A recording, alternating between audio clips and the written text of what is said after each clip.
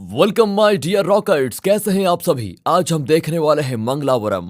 दोस्तों ये मूवी कुछ हद तक कांतारा जैसी है, तो पूरा फील ले लीजिए इसका। मूवी की शुरुआत होती है साल 1986 से, जहां हम रवि नाम के एक 12-13 साल के लड़के को देखते हैं जो कि माँ लक्ष्मी के मंदिर से आधी रात को वहां पर काजल लेने के लिए आया होता है। फिर अगले दिन रवि अपनी दोस्त सालू से जाकर मिलता है। दोनों बहुत ही अच्छे दोस्त हैं और हमेशा साथ में रहते हैं। रवि सालू को फोटो दिखाता है जो उन्होंने मेले में खिंचाई थी। उसे दिखाकर रवि कहता है, अगर तुमने इस फोटो में काजल लगाया होता तो तुम बहुत प्यारी लगती। इतना कहकर वो सैलू को वही काजल देता है जो वो पिछली रात मंदिर में लेने गया था। सैलू उस काजल को ले लेती है और फिर दोनों खेलते हुए जब घर आ रहे होते हैं तो सैलू देखती है कि एक पपी कुएं में गिरा हुआ है। यहाँ रवि रस्सी की मदद से कुएं में उतरकर उस पपी को बाहर निकाल लाता है। फिर सैलू उसे अपने घर ले आती है। तभी सैलू देखती है कि उसके पिता और सौतेली माँ आए हुए हैं। दरअसल सैलू अपनी नानी के साथ रहती है। उसकी माँ की मौत के बाद ही सैलू के पिता ने किसी और से शादी कर ली थी। दरअसल सैलू की नानी के पास 3 एकड़ की जमीन है जो कि वो सैलू के अलावा किसी को भी नहीं देना चाहती। पर सैलू के पिता की नजर उसी जमीन पर होती है। वो सैलू की नानी से कहते हैं कि देखिए, अगर आप वो जमीन मेरे नाम कर देंगी तो हम सैलू को अपने साथ लेकर चले जाएंगे। मगर उसकी नानी ये करने से साफ मना कर देती है, जिस कारण वो वहां से चले जाते हैं। अब अपने पिता का ये व्यवहार देखकर सैलू काफी उदास होती है। वो लक्ष्मी माता के मंदिर में जाकर रो रही होती है। उसी वक्त रवि उसे आकर संभालता है। तभी वहां पर रवि के पिता आ जाते हैं, जो रवि को सिर्फ इसलिए मारने लगता है क्योंकि उसने रवि को बीड़ी लेने के लिए भेजा था और वो यहाँ आकर बैठा हुआ है। रवि अपने पिता को धक्का देकर वहां से भाग ही जाता है। रवि की माँ भी इस दुनिया में नहीं है। अब रवि के जाने के बाद उसके पिता सैलू से कहते हैं कि बेटा घर आती रहा करो। यहाँ सैलू उनसे डरी हुई थी। फिलहाल एक रात गांव में शोर मचा होता है। जब सैलू जाकर देखती है तो वहां रवि के घर आग लगी हुई है, जिसमें दोनों बाप बेटे जलकर मर गए। सैलू को इस घटना से काफी झटका लगता है क्योंकि उसका अपनी नानी और रवि के अलावा कोई नहीं था। इसी के साथ दोस्तों ये कहानी यहाँ से 10 साल आगे आ जाती है, जहाँ एक रात गाँव में हम एक औरत को भागते हुए देखते हैं जिसने अपने दोनों हाथ और अपना सर पर आग लगा दी होती है और वो काफी रफ्तार के साथ भाग रही है। जिसके बाद अगली सुबह कुछ लोग एक दीवार को देखते हुए खड़े होते हैं। तभी वहां पर काशीराज नाम का एक आदमी आता है, जिसके साथ पुली नाम का एक शख्स भी था। असल में पुली देख नहीं सकता और ज्यादातर वो काशीराज के साथ ही रहता है।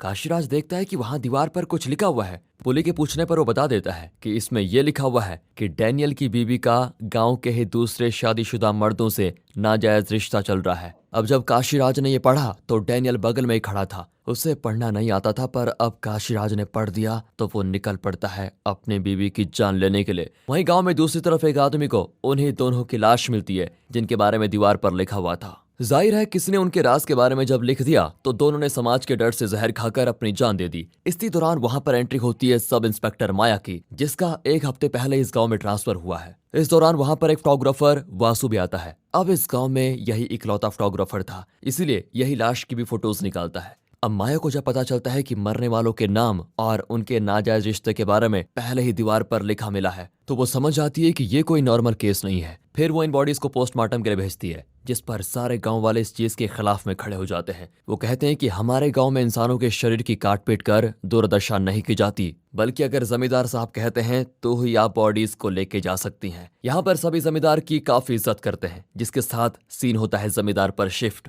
जो कि अपने मरे हुए बाप की फोटो को हाथ जोड़ने के बजाय उसे चप्पल से पीटने लगता है, क्योंकि जमींदार के पिता उसके लिए इस घर और एक कबाड़ा गाड़ी के अलावा कुछ भी नहीं छोड़ गए हैं। इसके बाद वो सीधा उन बॉडीज को देखने जाता है और जब माया पोस्टमार्टम के बारे में पूछती है तो जमींदार साफ मना कर देता है। माया भी गांव वालों के सामने कुछ नहीं कर सकती थी। डैनियल की बीवी की लाश को दफनाया जाता है और उस दूसरे आदमी को जला दिया जाता है। ये सभी गांव में मंगलवार के दिन हुआ था। अब ये मैं आपको क्यों बता रहा हूँ, ये आपको जल्दी समझ में आ जाएगा। फिर हमें नैनी को दिखाया जाता है, जो गुर्जा नाम के एक आदमी के घर किसी फंक्शन का इनविटेशन देने के बहाने जाता है। वो इसीलिए क्योंकि वो गुर्जा की बहन से प्यार करता था। अब वो गुर्जा की बहन के साथ रोमांस करने के बाद जा ही रहा होता है, तभी वहां पर गुर्जा आ जाता है। अब नैनी के पास इनविटेशन का बहाना था तो गुर्जा उसे कुछ नहीं बोलता। इसी बीच हमें इस गांव के इकलौते डॉक्टर को भी दिखाया जाता है, जो कभी खुश रहा करते थे, पर बेटी की मौत के बाद वो चुपचाप ही रहने लगे। हालांकि डॉक्टर दिल के बहुत ही अच्छे हैं, वो अक्सर लोगों की किसी न किसी तरह से मदद करते ही रहते हैं। इसके बाद सभी एक आदमी के यहाँ पर फंक्शन में जाते हैं। असल में ये फंक्शन एक आदमी ने अपनी बेटी के पीरियड्स आने पर क्या होता है। वाओ, यहाँ भी सभी उन्हीं दो लोगों की मौत की बातें कर रहे होते हैं। तभी गुर्जा के मुंह से निकलता है, मुझे लगता है कि ये सब वासु कर रहा है। और जब बात वासु सुनता है तो वो सीधा गुर्जा से जाकर लड़ने लगता है। ये देखकर वहां के सभी लोग दो गुटों में बंट जाते हैं और काफी बुरी तरह सभी एक दूसरे को मारने में लग जाते हैं। जो लड़ाई वहां जमींदार की पत्नी के आने के बाद ही शांत होती है। वो आकर उस बच्चे को आशीर्वाद देकर चली जाती है। अब इस गांव में माँ लक्ष्मी का एक फेस्टिवल मनाया जाता है जिसके लिए मेला लगा होता है। तो उसी मेले के पैसे लेने के लिए पुजारी जमींदार के पास जाता है, जो कि इन पैसों को देने से मना कर देता है क्योंकि उसे भगवान पर जरा भी विश्वास नहीं है। लेकिन इस जमींदार की पत्नी अच्छे स्वभाव की होती है, इसलिए वो पुजारी को पैसे देती है। इसी बीच जब माया गांव की तरफ जा रही होती है तभी उसे मास्क पहना हुआ कोई दिखता है। ये देखकर वो गाड़ी रुकवाती है और वो मास्क वाला जो भी था वो वहां से जा चुका था। उसके बाद हमें मेला दिखाया जाता है जिसमें वही मास्क वाला इंसान भी नाच रहा है जिसे माया ने देखा था। सभी गांव वाले मेले में थे तो वहीं दूसरी तरफ गांव में फिर से हम माँ लक्ष्मी का रूप लेकर एक औरत को पूरे गांव में अपने दोनों हाथ और सर पर आग लेकर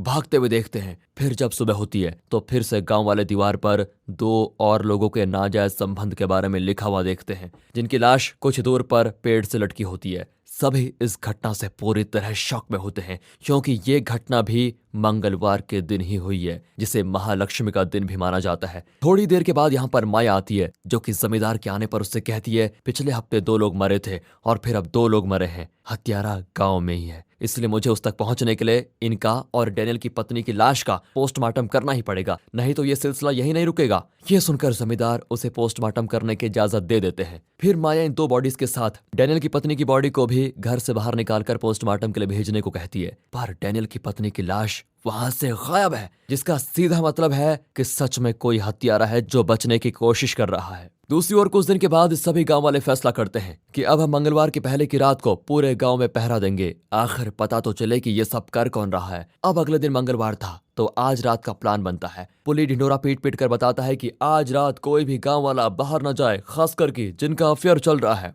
जिसके साथ रात में सभी गांव वालों को देखते हैं जो गश्त लगा रहे थे। इसी दौरान वहीं दोनों हाथ और सर पर आग रखी हुई औरत भाग रही होती है तो गांव वालों को एक आदमी दीवार पर कुछ लिखते हुए दिखता है। सभी उसका काफी दूर तक पीछा करते हैं। काफी भागदौड़ के बाद वो पकड़ा जाता है जो कि कोई और नहीं नैनी था। इसी दौरान कहीं बाहर से डॉक्टर अपने घर की तरफ आ रहे होते हैं तो उन्हें कुएं के ऊपर एक चुड़ैल दिखती है जो डॉक्टर को देखकर कुएं में कूद जाती है और उसे देख डॉक्टर के मुंह से सैलू का नाम निकलता है। तो अब हमें सैलू की कहानी दिखाई जाएगी जिसके बचपन को हमने शुरुआत में देखा था। सीन पास्ट में 18 महीने पहले शिफ्ट होता है जहां हम सैलू को देखते हैं जो अभी भी अपनी नानी के साथ इसी गांव में रहती है। वो जिधर से भी गुजरती सभी उसको ही देखते रह जाते। लेकिन सैलू का दिल तो अपने इंग्लिश के टीचर मदन के लिए धड़कता है। वो मदन से बहुत प्यार करती थी, साथ ही मदन भी उसको पसंद करता था। एक दिन जब सैलू लेटकर मदन के बारे में सोच रही होती है तभी अचानक उसे कोई दौरा जैसा पड़ता है। उसका एक हाथ कांपने लग जाता है और साथ ही उसे काफी पसीना भी आता है जो कि कुछ देर के बाद सही हो जाता है। अगले दिन सैलू मदन के जन्मदिन की खुशी में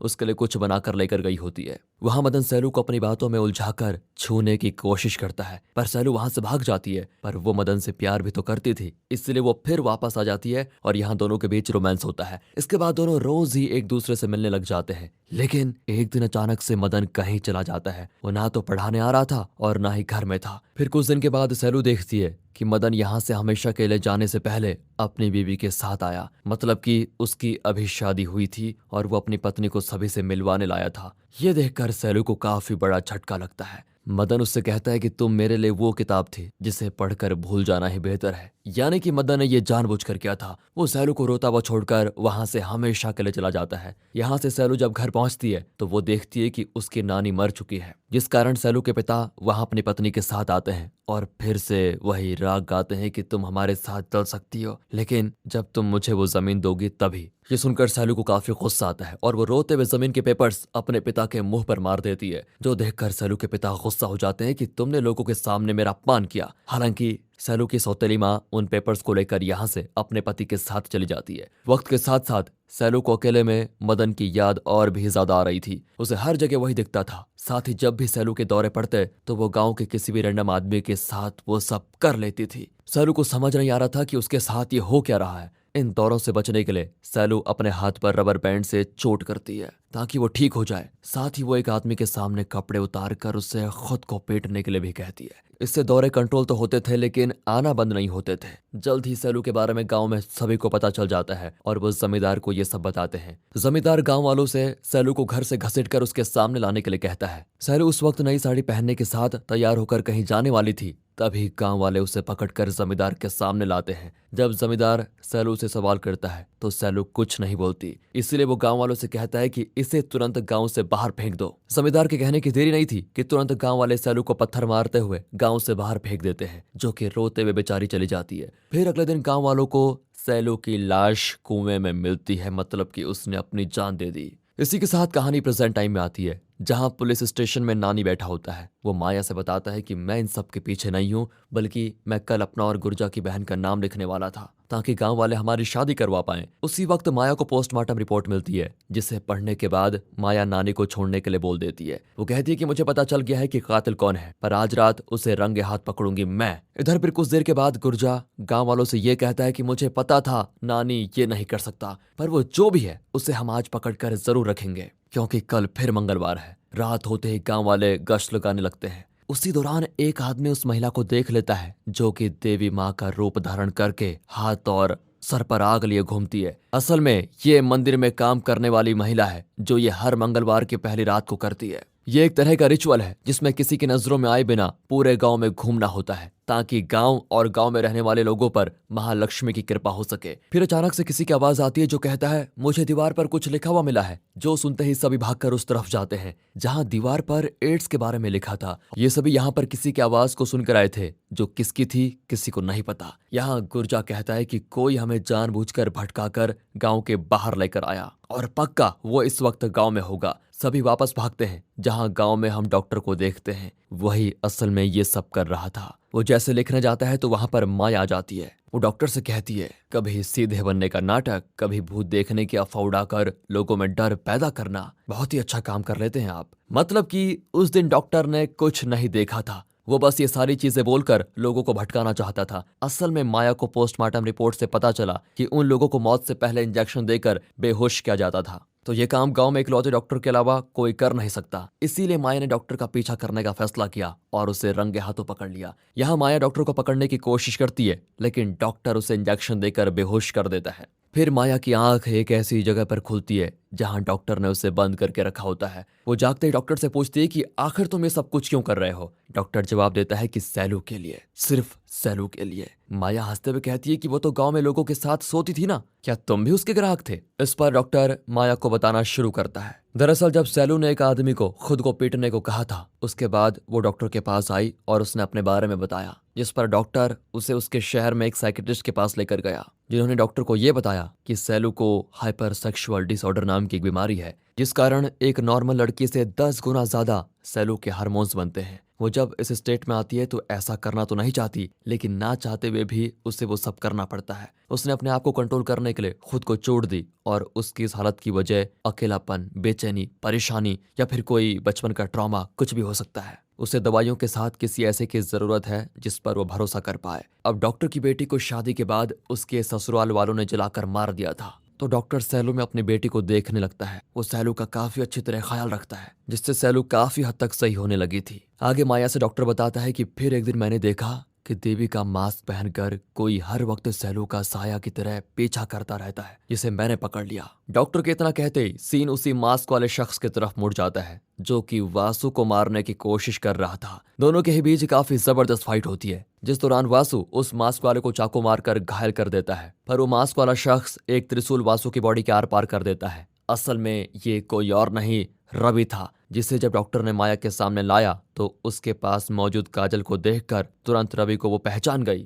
वो तुरंत रवि के गले लग जाती है। असल में बचपन में रवि का पिता सैलू के साथ गलत काम करता था, जिसे एक दिन रवि ने देख लिया था। बेचारी सैलू तो रवि से मिलने आई थी, वो रवि को देखकर वहां से भाग जाती है। अपने पिता की ये हरकत रवि से बिल्कुल भी सहन नहीं होती और वो रात के वक्त अपने पिता को सोते ही मार डालता है। फिर वो घर में आग लगाकर बाहर निकल गया था, जिसमें रवि की एक तरफ का चेहरा जल गया और वो देवी का मास्क पहनने लगा। सभी ने उसे मरा हुआ मान लिया था और अपने पिता की हरकत की वजह से वो सैलू के सामने नहीं आ पा रहा था, पर हर वक्त वो साई की तरह सैलू के साथ था। फिर चाहे वो खुश हो या दुखी, वो अब सैलू से शादी करना चाहता था। ये शादी वो सैलू के बारे में सब कुछ जानते हुए कर रहा था। ये देखकर डॉक्टर काफी खुश था। वो कहता है कि कल हम दोनों जाकर शहर से शादी का सामान लेकर आएंगे, फिर तुम लोग मंदिर में शादी करके यहाँ से कहीं दूर चले जाना और सब कुछ भूलकर एक नई जिंदगी शुरू करना। अगले दिन जब डॉक्टर और रवि शहर से वापस आते हैं तो पता चलता है कि सैलू ने कुएं में कूदकर जान दे दी। गाँव वालों के जाने के बाद रवि और डॉक्टर सैलू के पास बैठकर काफी रोते हैं।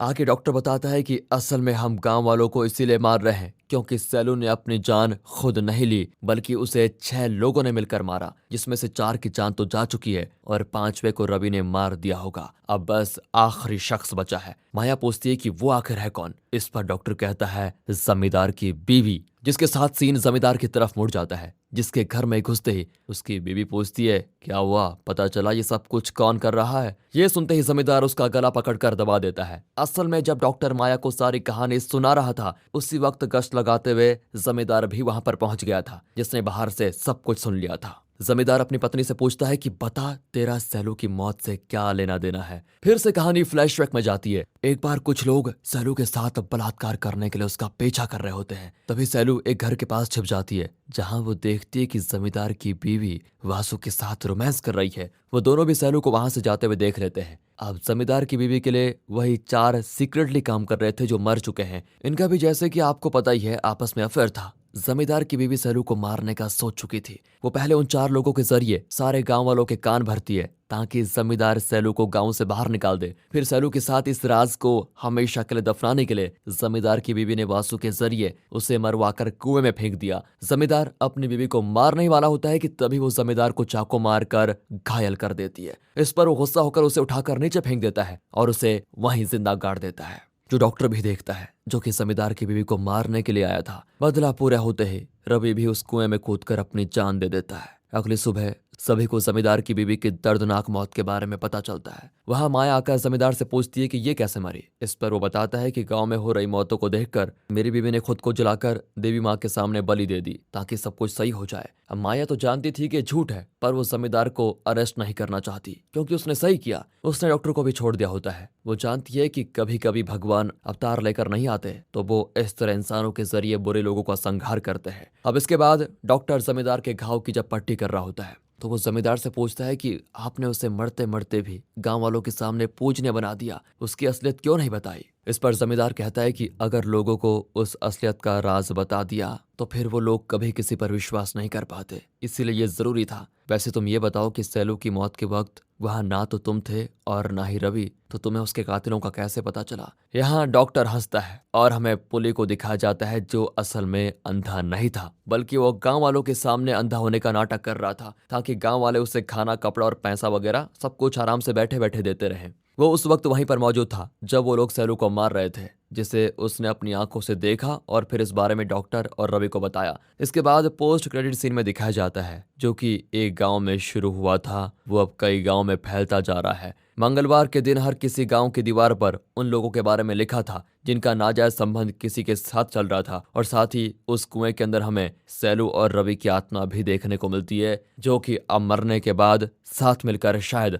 हर उस शख्स से अपना बदला लेंगे जो गलत और नाजायज रिश्ते में है। इसी के साथ दोस्तों आप हमारे दूसरे चैनल की तरफ ध्यान दे सकते हैं, मूवीज वेदर, जहां पर आपको अच्छा लगे तो सब्सक्राइब कर देना। मिलते हैं अगली बेहतरीन मूवी के साथ, तब तक के लिए ख्याल रखिए अपना and finally thanks for watching.